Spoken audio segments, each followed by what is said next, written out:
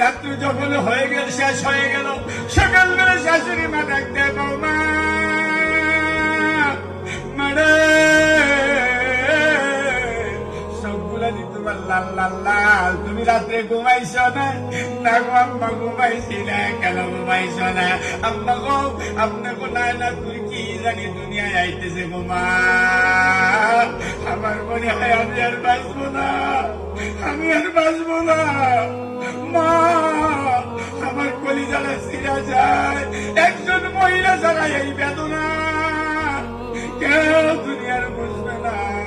যার প্রসব ব্যথা হয়েছে একমাত্র উনি বলতে পারবে।